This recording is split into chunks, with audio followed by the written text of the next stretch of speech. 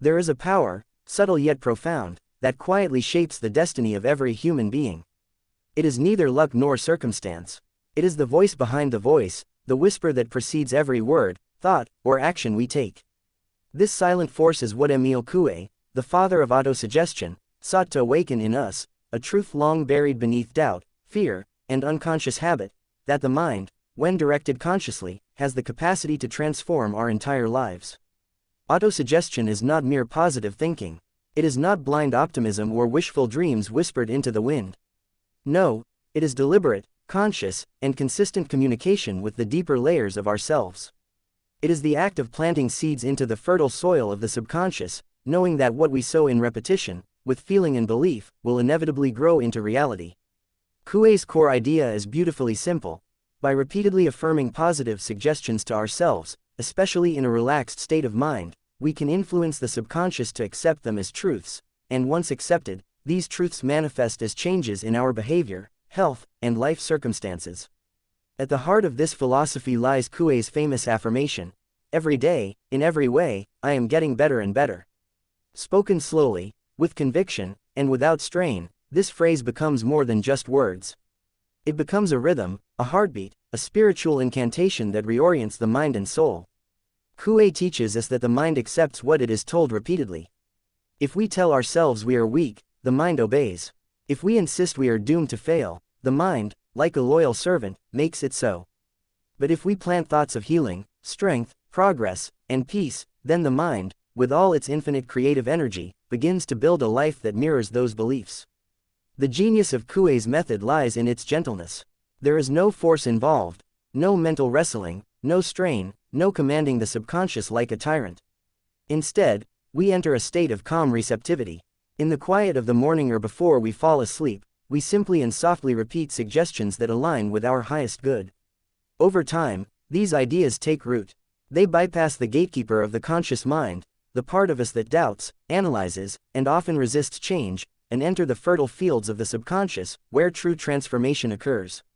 This is not theory, it is practice, lived and tested. Consider the story of a woman who had battled chronic anxiety for years. Therapies had helped to an extent, but the deep sense of fear lingered, hidden beneath the surface. When she began to apply Coué's method, repeating calming affirmations each morning and evening, something began to shift. Slowly, subtly, her nervous system began to regulate. Her breathing deepened, her thoughts became clearer. The affirmations were not magical incantations, but they were consistent reminders to her subconscious that she was safe, capable, and whole. And gradually, her body and behavior began to follow that message. Or take the example of a man who had long considered himself a failure. Every mistake became proof of his unworthiness. But when he began to use autosuggestion, affirming, "I am worthy. I am enough. I am growing stronger every day," his inner dialogue began to soften. The harsh critic within lost its grip. His relationships improved. He began taking small risks again, starting projects, speaking up, applying for better jobs. The outside world hadn't changed. What changed was the silent conversation he had with himself every day. Autosuggestion, Coué teaches, is not about denying reality. It is not pretending that pain, illness, or difficulty do not exist. Rather, it is about introducing a new possibility, one that can reshape how we experience those realities. A person suffering from illness may still be in pain, but through affirming healing, they begin to align their mind with wellness rather than despair. A person facing hardship can, through positive suggestion, develop resilience rather than resignation. In essence, autosuggestion is about choosing which seeds we plant in the garden of the mind. Coué also makes a profound distinction between willpower and imagination. He asserts that when the will and the imagination are in conflict, imagination always wins. If a person tries to force themselves to sleep through sheer will, but imagines themselves restless, they remain awake. If one attempts to overcome a fear by willing themselves to be brave, yet still imagines the danger vividly, fear prevails. This is a vital lesson. The subconscious responds to images and emotions, not just logical thoughts.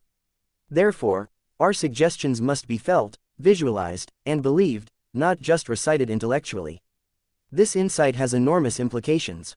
It teaches us that transformation is not achieved through brute force, but through gentle, persistent guidance of the imagination. When we visualize ourselves succeeding, healing, smiling, connecting, growing, we create a blueprint in the subconscious. That blueprint gradually begins to shape our actions, reactions, and outcomes. There is a spiritual elegance in this process. It aligns with ancient truths echoed in scriptures and mystical traditions. As a man thinketh in his heart, so is he. The heart, the seat of feeling and imagination, is the soil in which destiny is formed. Coué's method is a modern, practical expression of this eternal truth. It invites us to reclaim our creative power not through striving, but through surrendering to the idea that we are, even now, becoming the person we were meant to be. Yet, Coué also warns us, autosuggestion is always working, whether we realize it or not. Every word we speak to ourselves, every thought we habitually entertain, becomes a suggestion to the subconscious. If we repeatedly think, "I'm not good enough," or "things never work out for me," we are practicing autosuggestion unconsciously, and reaping its effects. This is why awareness is key.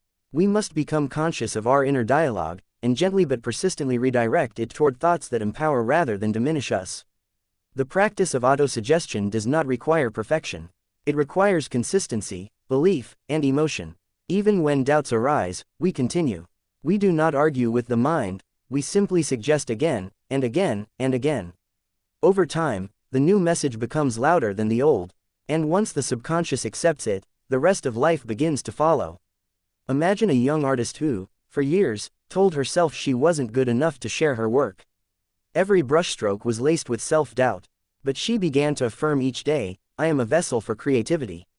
My art matters. My voice is valuable." At first, the words felt hollow, but she persisted. She wrote them, spoke them, visualized them. One day, she posted her work online. Then again. Then came a message. Someone had been moved to tears by her painting. That message became another seed, and before long, her life was transformed, not by chance, but by intention. Coué's message is deeply democratic. This power belongs to everyone, not just the wealthy, educated, or spiritual elite. No one is too broken, too old, or too far gone. If you can breathe, if you can speak, you can practice autosuggestion. And in doing so, you can begin to reclaim the authorship of your story. In a world where we are bombarded by messages of lack, fear, and limitation, autosuggestion offers a sacred countercurrent. It invites us to step away from the noise, return to the stillness within, and whisper a new truth to ourselves. One that uplifts rather than condemns. One that nurtures rather than criticizes. One that believes in our capacity to change. Coué reminds us that our subconscious is like a child, eager to believe, eager to follow. But like a child, it must be guided gently, lovingly, and consistently. We cannot scold it into change. We must feed it with faith, imagination, and repetition. And when we do, miracles, small and large, begin to unfold. To those walking through illness, Coué offers hope. To those stuck in old patterns, he offers a path forward. To those whose dreams have dimmed, he offers a light. Not through force, not through complexity, but through the simple, sacred practice of speaking to ourselves with belief. Let this be the takeaway. You are never at the mercy of your past or your current condition. Through the quiet power of suggestion, you can begin to shape a new future. Each day, in every way, you can get better and better. And even when progress feels invisible, know that something within you is listening.